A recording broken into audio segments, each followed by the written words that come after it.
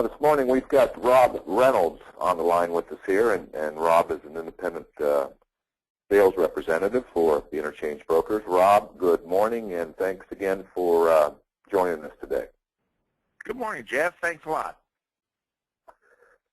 As you know, we're going to have some folks be taking a look at this, and I know you've been around the block a little bit for the last few years, I believe, with Interchange Brokers. Can you kind of tell us what your background was and how long you've been here and why it looked like a good business opportunity for you?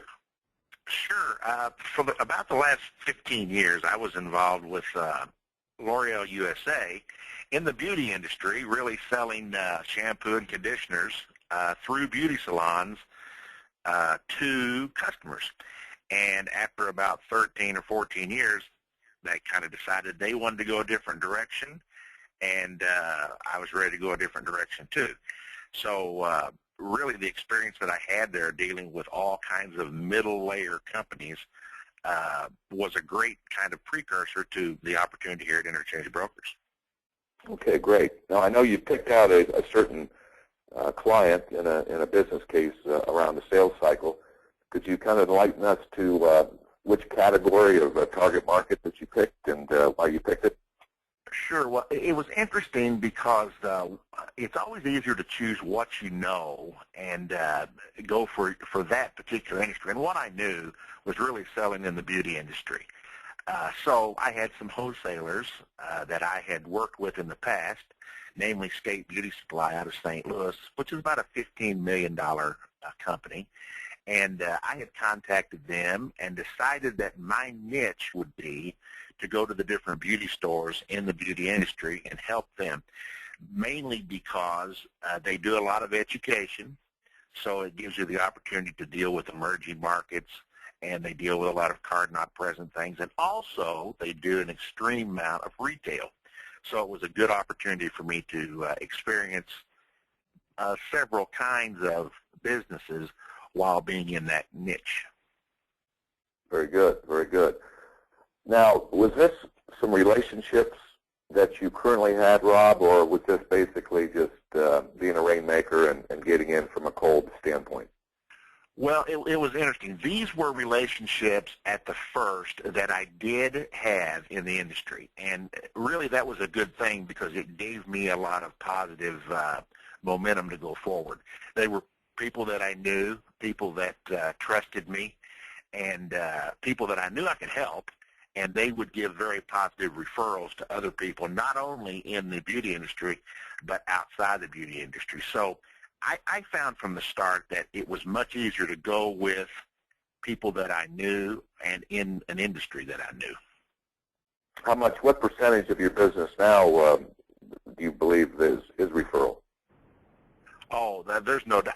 I would say it's 70, 75%.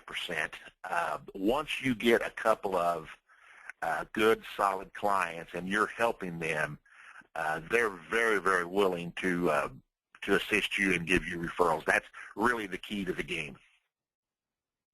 Well, after all, it's all found money, and it's basically paid for by the cost reduction, so I would say that they would be pretty open to referrals. Absolutely. And not only that, I mean, most of the time you don't even ask. You have to ask them, because if you're in kind of a network in that particular industry, they're very willing to help their friends because they want them to save money too. Absolutely. Now, did you have in the beginning, or still to this date, any major objections that you need to work through, or false perceptions of who you are and what you do? No, you know, it's interesting. I really didn't, but the thing that I think was an obstacle, believe it or not, was what we do to a lot of people is too good to be true. They don't know that, frankly, they're getting taken advantage of as badly as they are by their credit card processors. And when we point that out and point out that we can really put money that they're already spending back in their pocket, a lot of times convincing them that we're for real and we can really do it is something you have to overcome. Luckily, it's something you can overcome very quickly, because the first month that they see a savings of anywhere from, $300 to $1,200, they're convinced them, and that obstacle's totally taken care of. Well, that's a good point. And the trial agreement, so that we have to prove it first, certainly takes a lot of the risk out of it for them. Absolutely. Interestingly enough, I've really never had anyone that got involved in the program and decided they did not want to continue. Of course, why would they? They all want to continue, because basically they're saving money. Absolutely. Rob, tell us about the one sales process that you picked out. What steps did you take to evaluate and to see if they're in the being treated fairly or being treated unfairly? Well, interestingly enough, I did do some pre-work with the account before I contacted them, and basically I knew what their volume was.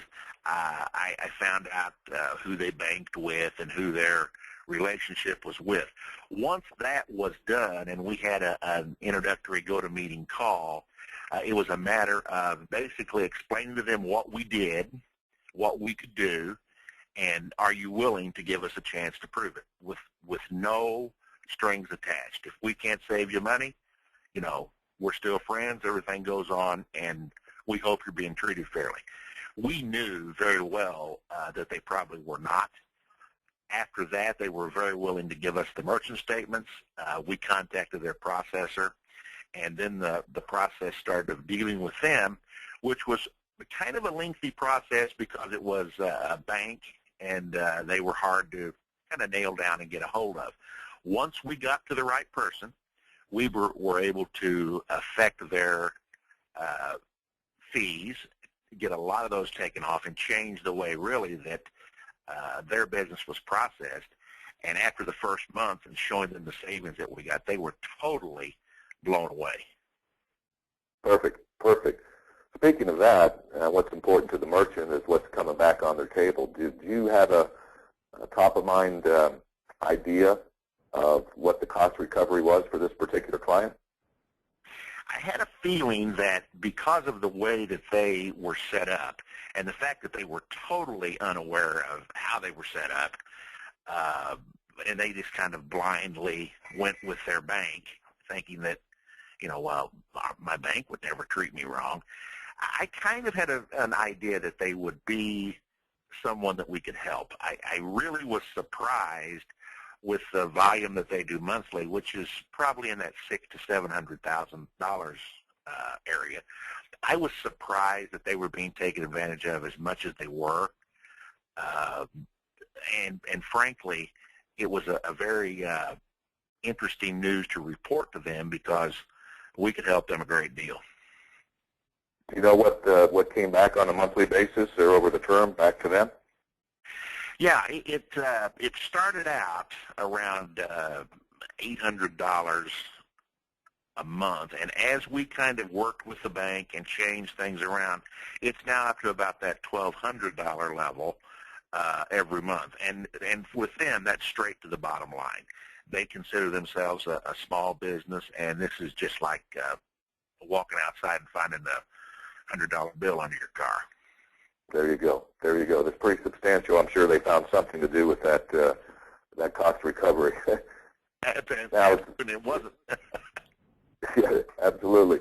Now, as far as commission, did they go for 24 or 36 months where you're going to be receiving a residual of a portion of that cost reduction, correct? Yes. And interestingly enough, they were one of the first customers, and they went for the maximum term. And we've since reached that, and they've decided they just want to continue on, mainly because of what we do as a watchdog organization to watch their processor, make sure hidden fees are not being added back in. So they've renewed even beyond the first initial term. Oh, so they actually rolled it after the agreement was up into a further relationship with IBC, correct? Absolutely. They're on their second tour. Wow. Well, Rob, I sure appreciate you spending a few minutes today and letting people know about your experience and and what the potential is here working directly with the interchange brokers. Thanks so much. Thanks, Jeff.